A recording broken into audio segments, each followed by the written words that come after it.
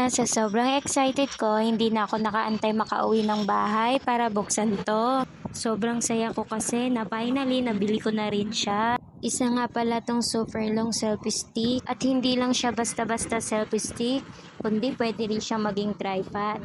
Super handy nito kahit saan pwede mong dalhin. Hindi kasi ito katulad ng ibang tripod na sobrang bigat, kaya minsan nakakatamad dalhin. Color pink nga pala tong napili kong kulay.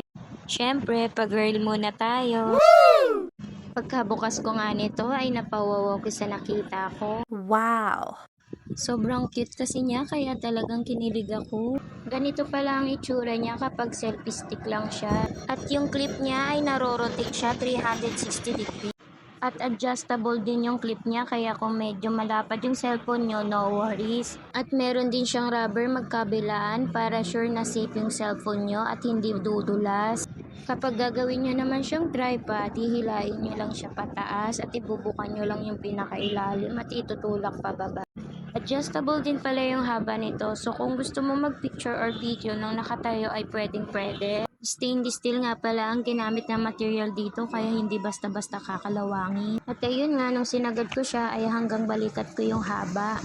5 feet nga pala yung height ko, kaya kung ka-height ko kayo ay pwede na rin. Meron nga rin pala siyang kasamang manual. Meron din pala tong kasama na 2 ring light na maliit. May time kasi na medyo madilim lalo na kapag nasa bahay. Rechargeable din pala to at na-adjust din yung brightness niya. At kailangan mo lang i-long press yung power button para magbukas. Dito pala siya kinakabit sa magkabilang side ng clip. At ayun na nga, nalaglag pa, bida-bida kasi, buti na lang hindi nabasag.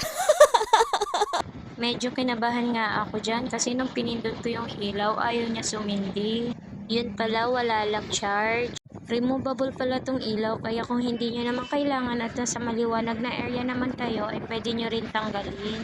At ayan nga, sinubukan ko ng i-charge yung ring light, hindi kasi siya umilaw kanina. Buti naman at working siya parehas.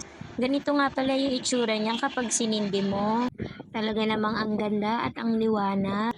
At ito naman yung isa, chinerge ko rin at working din naman siya. Pasensya na nga rin pala kayo kung medyo maingay dito sa aking voice over. Nandito kasi ako sa store at along the highway to, kaya marami kayong sasakyan na naririnig.